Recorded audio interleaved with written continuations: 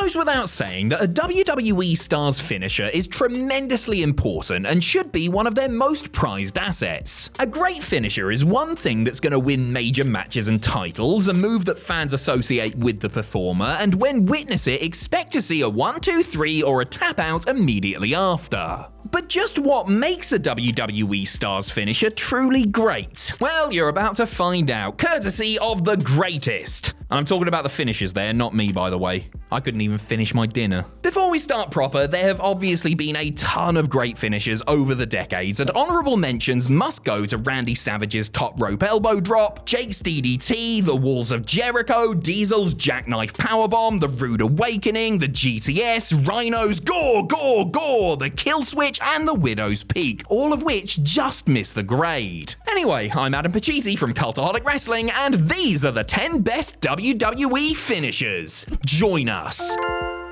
Number 10, The End of Days.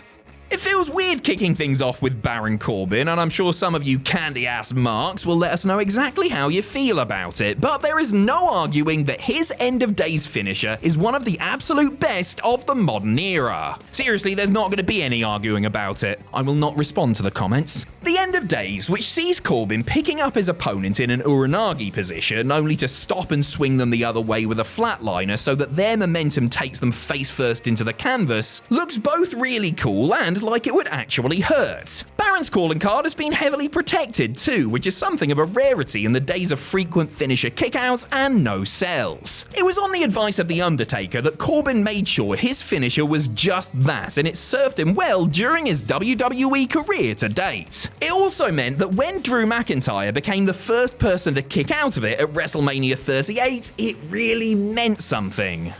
Number 9, The Razor's Edge. Though it was innovated by Danny Spivey, Scott Hall took the crucifix powerbomb and made it his own. Hall started doing the move in WCW when he was known as the Diamond Stud, dubbing it the Diamond Drop. When he jumped to WWF and was repackaged as Razor Ramon, it was rechristened the Razor's Edge. It became one of the most protected finishers in the business, because after the bad guy had hoisted you up by the armpits and crashed you down to the mat with a mighty thud, you simply knew it was time to go and take a shower. Nobody, save for of all people, Crush, kicked out of the Razor's Edge, which looked like it really hurt and was a somewhat scary bump for the recipient to take. It's a credit to Hall that nobody from lowly jobbers to world champions was ever injured by it. The Razor's Edge was subsequently used by Mordecai and Sheamus, while Hall himself gave WWE star Damian Priest permission to use the move. And he's done alright with it. Number 8, The Sharpshooter. The Sharpshooter originated in Japan, with New Japan star and booker Riki Choshu inventing what he called the Sasori Gatami, aka the Scorpion Hold. It makes sense then that WCW's Sting would pinch it and call it the Scorpion Deathlock. When Bret Hart was embarking on a solo career after the breakup of the Hart Foundation tag team, Vince McMahon and Pat Patterson told him that he needed to come up with a good submission finisher to help stand out. The Hitman suggested the Scorpion Deathlock, and since he had never done the move before, asked Conan, then wrestling as Max Moon, to demonstrate it to him in the showers. Alright, stop giggling. One incorrect version of its origins, often parroted by fans and commentators, is that Hart's family patriarch Stu taught Bret the move in his infamous basement dungeon. Regardless, it fit the excellence of execution like a pink and black glove, and he used the Sharpshooter to great effect during his WWF career. It's since become something of a rite of passage for Canadian wrestlers to use it, with Chris Benoit, Edge, Tyson Kidd, and Natalya all doing so. However, Bret remains the best there is, the best there was, and the best there ever will be. The Rock's is the worst, FYI. Number 7, The 619. Back in his WCW days, Rey Mysterio used to do a tiger feint kick where he would look like he was going to dive onto an opponent on the outside, only to swing his body between the middle and top ropes and come back into the ring. It was the masked man's way of paying tribute to the original Tiger Mask and Luchador Super Astro, who both used the spot in matches during the 1980s. It usually garnered a decent reaction and was impressive looking in its own right, but Mysterio took things up a notch when he adapted it ahead of his WWE WWE debut. On the advice of close friend and former WCW star Damien 666, Ray started doing the move with his opponent draped on the middle rope, kicking them square in the face. It was then SmackDown commentator Taz who dubbed it the 619, which is the area code of Mysterio's hometown of San Diego, California. The 619 was an instant hit and helped Ray get over with a new audience. The beauty of it is that he could hit it on anybody of any size, with variants thrown in here and there, setting him up nicely for the springboard move that follows. Number 6, the Pedigree.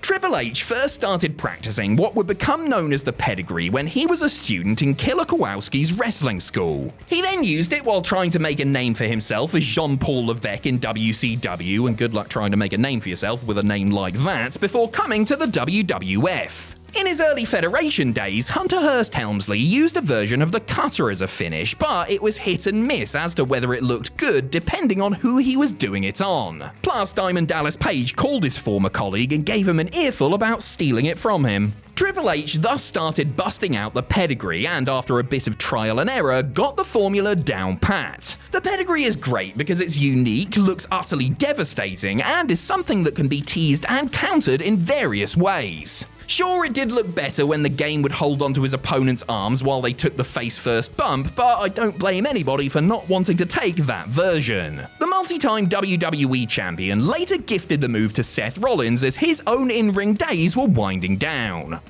Number 5, the F5.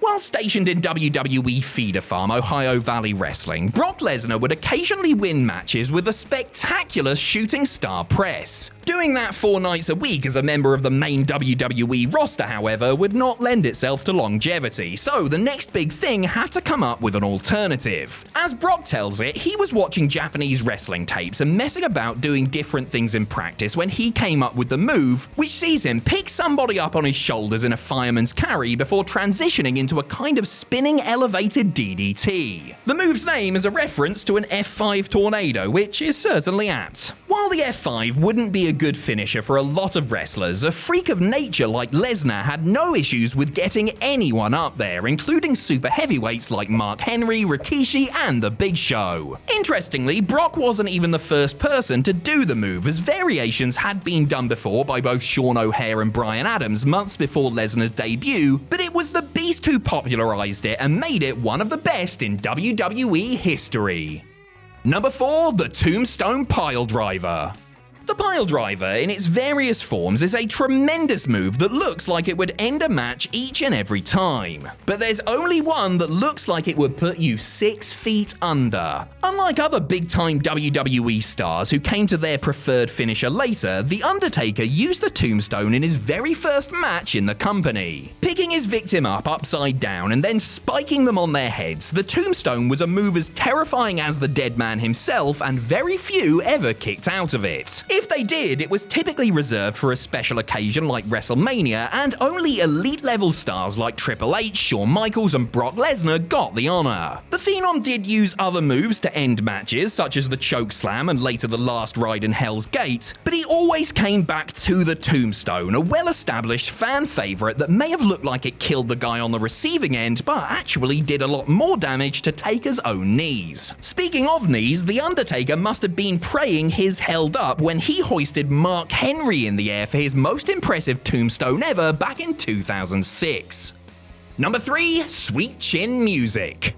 During HBK's early solo run, he used a variation of the back suplex called the teardrop suplex. It was alright for a while, but hardly the sort of match ender befitting such a talented star on the rise. The Heartbreak Kid soon started doing the super kick, a move that he used as a setup for the teardrop, which he openly admits to stealing from former world-class championship wrestling standout gentleman Chris Adams, who Michaels watched on television at home in Texas. The Lone Star Statesman dubbed his version Sweet Chin Music and tinkered with it over time, with Michaels often setting it up by tuning up the band and stomping his foot to build anticipation. The Sweet Chin Music was a fantastic finisher for HBK, as he nailed it perfectly 99% of the time, and it looked like a true knockout blow. He could hit it instantly and on anyone, while also nailing guys with it as they were jumping off the top rope. His opponents, meanwhile, could easily counter it by either catching Shawn's foot or ducking out of the way, which helped helped him tease it during the course of a match. As with Jake Roberts and the DDT, a million wrestlers might use the superkick, but the showstoppers remains the standard.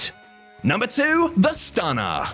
When Steve Austin came into the WWF as the ringmaster, he was given the finisher that his manager, the $1 Million Man, had previously used. And while there was nothing wrong with the $1 Million Dream submission hold, Austin needed a new, more explosive finisher as his attitude became increasingly intense and aggressive. It was Michael Hayes who suggested Stone Cold use a version of the Ace Cutter, which Johnny Ace Laurinaitis had been using to great effect in Japan. A swift kick to the gut is the perfect setup for the move, which sees Austin grab his opponent with his bicep under their jaw before dropping to his backside and sending his foe to their knees in a sort of jawbreaker motion. It was perhaps the one missing piece of the puzzle and would go on to become one of the moves that defined the Attitude Era. A timeless finisher, fans to this day will still pop huge for a good old kick-wham-stunner combination, a move that has been adopted in recent years by Kevin Owens.